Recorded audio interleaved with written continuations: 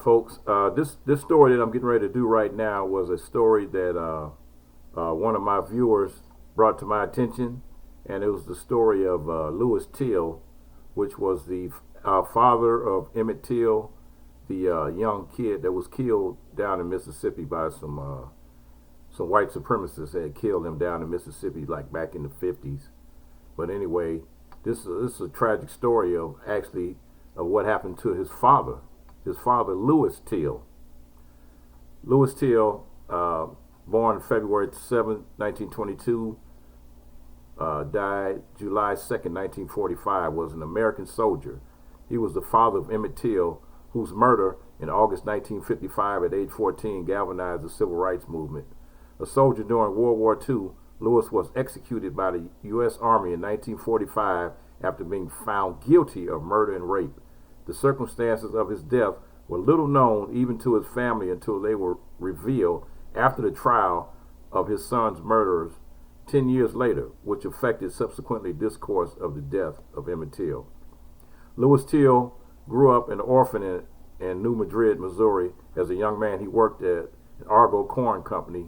Argo Corn Company, those are the people that make that Argo syrup, that clear syrup, and that your mothers and your grandmothers used to use to cook with. That's Argo. Was an amateur boxer. At the age of 17, he began courting Mamie Carthen, a woman at the same age. Her parents disapproved, thinking him charismatic Till was too sophisticated for their daughter. At her mother's insistence, Mamie broke off the courtship, but persistency of Till wore out. They married in October 1940. Both were 18 years old. Their only child, Emmett Till, was born on July 25, 1941. Mamie left her husband soon after learning that he had been unfaithful. Lewis, enraged, choked her to unconsciousness, to which he responded by throwing scalding water at him. Eventually, she obtained a restraining order against him after he repeatedly violated this order. The judge forced him to choose between the enlistment in the U.S. Army or imprisonment. Choosing the former, Lewis Till enlisted in 1943. While serving in the Italian campaign, Till was arrested by military police who suspected him and another soldier, Fred A. McMurray, of the murder of an Italian woman and the rape of two others in Italy. After the lengthy investigation, he and McMurray were court-martialed, found guilty, and sentenced to death by hanging. The sentence was carried out at the United States Disciplinary Training Center north of Pisa, Italy, on July 2nd, 1945. He had been imprisoned alongside American poet Ezra Pound, who had been imprisoned for the collaboration with the Nazis and Italian fascists. Circumstances of Till's death were not revealed to his family. Mamie Till was only told that her husband's death was due to willful misconduct. Her attempts to learn more were comprehensively blocked by the United States Army bureaucracy. The full details of Lewis Till's death, crimes, and execution only emerged 10 years later. On August 28, 1955, 14-year-old Emmett Till, his son, was murdered in Mississippi after reportedly trying to flirt with Carolyn Bryant, a local white woman that at the time she had fabricated. Years later, Bryant disclosed that at the time she had fabricated testimony that Till made verbal or physical advances toward her in the store. Her husband and brother-in-law abducted Till and beat him to death, then threw his body into the river.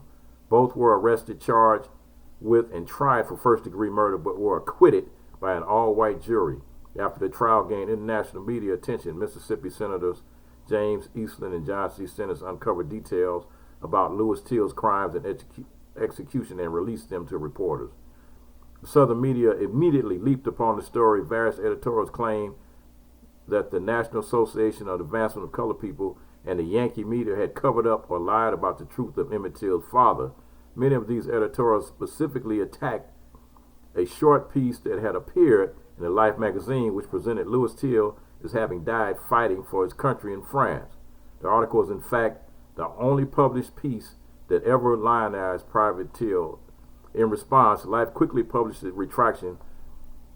For white Southerners, however, the impression was left that the erroneous life article was representative of the northern media in general. Subsequently, other editorials went so far as to tar Emmett Till with his father's crimes.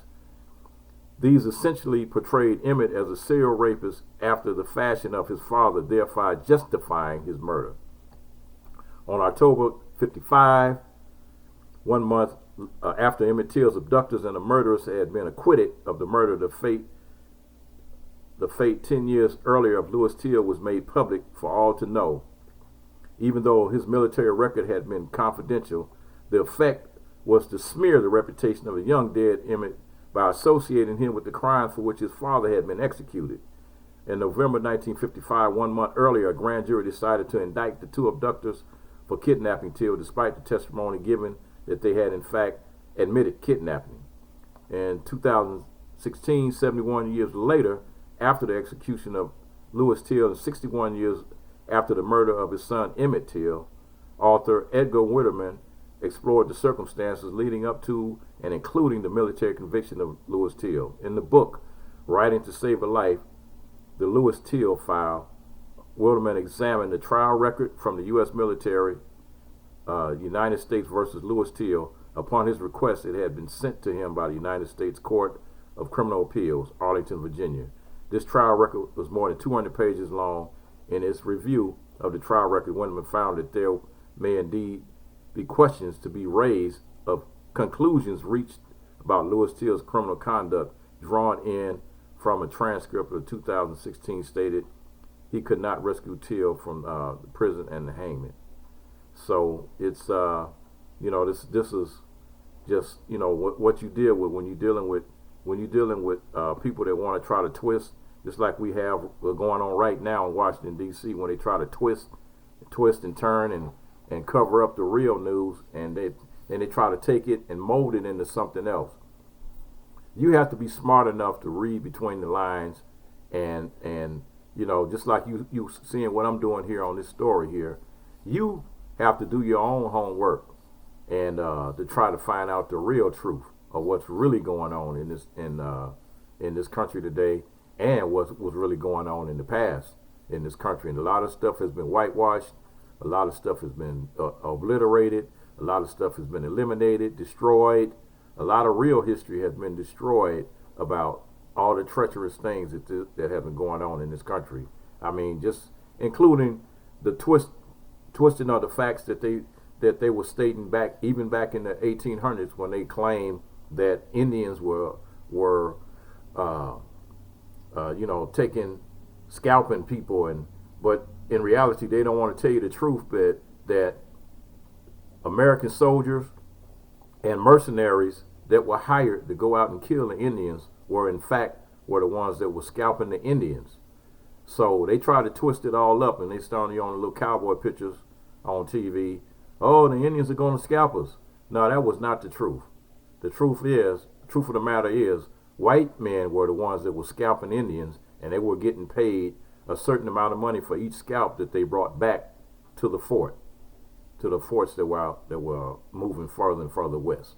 So get the truth, get the real truth, and find some real history books. You need to go to some out of the way bookstores and go to some college libraries and read some of the books that they have at the college libraries, not the books that they have at the public libraries and at your local schools. You got to go to these universities, and then you can get some real history that will really blow your mind.